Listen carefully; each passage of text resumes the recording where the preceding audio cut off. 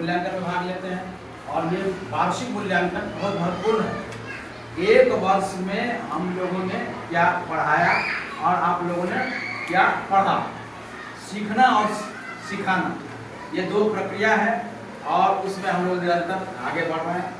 तो इसमें जो 2 वर्ग का जो अलग से मूल्यांकन करवाया गया, दूसरे वर्ग के साथ नहीं करवाया गया, 8वें वर्ग का और 5वें वर्ग का। तो ऐसा क्यों करवाया गया? ऐसा क्योंकि ये दोनों वर्ग बहुत ही महत्वपूर्ण है। प्रारंभिक शिक्षा में इन दोनों वर्ग का अपना बहुत महत्व है। 8वें वर्ग में जो विद्यार्थी इसका मूल्यांकन में बढ़िया नंबर ला करके और वो अभी 9वीं क्लास में जा रहे हैं, तो उन सारे बच्चे को और छात्र छात्राओं को मैं खासकर 8वें वालों को बहुत ही शुभकामनाएं देता हूँ कि आप लोग इस स्कूल में अच्छा प्रदर्शन किए और आप लोगों की गतिविधि भी बहुत अच्छी रही, कुछ लोगों की उपस्थिति भी बहुत अच्छी रही, कुछ लोगों की संतोषजनक रही। तो आगे आप लोग जाएं दूसरे विद्यालय में, क्योंकि जाना ही है, यहाँ 8वीं वर्ग तक की पढ़ाई होती है तो जाना मजबूरी है। तो इसमें आप लोग अच्छा करें जा करके। सबसे जो अहम बात है, 2-3 बात हम कहना चाहते हैं। जो विद्यार्थी यहाँ हैं उनसे तो संवाद होता रहेगा, लेकिन जो अभी जा रहे हैं दूसरे विद्यालय में, उनसे तो बात कि आप जहाँ भी जिस विद्यालय में जाएं तो कम से कम सबसे पहला काम है कि आप अनुशासन का प्रदर्शन करें। कहा गया है कि अनुशासन ही देश को और व्यक्ति दोनों को महान बनाता है।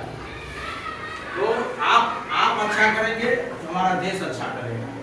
तो जहाँ भी जाए तो लगे कि खाजीपुर उत्क्रमित मध्य विद्यालय खाजीपुर से आए विद्यार्थी एक अच्छा डिसिप्लिन प्रदर्शित हो रहा है। क्योंकि एक साल तक हम ही लोगों का नाम, आप लोग अच्छा करेंगे हम लोगों की प्रतिष्ठा बढ़ेगी, आप लोग खराब करेंगे हम ही लोगों का प्रतिष्ठा होगी। ये शिक्षक लोगों ने कैसे इन लोगों को सिखाया।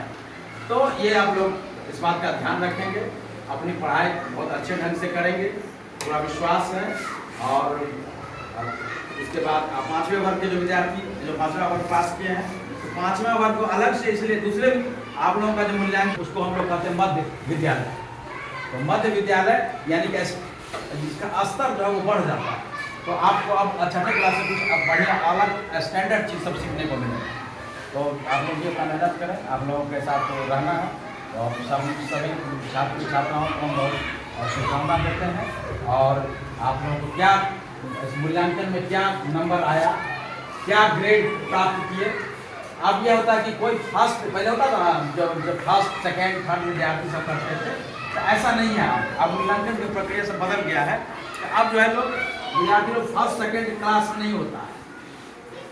कई लोग फर्स्ट कर सकते हैं क्लास में, कई लोग सेकेंड कर सकते हैं क्लास में, क्योंकि हम लोग ग्रेड के आधार पर मूल्यांकन करते हैं।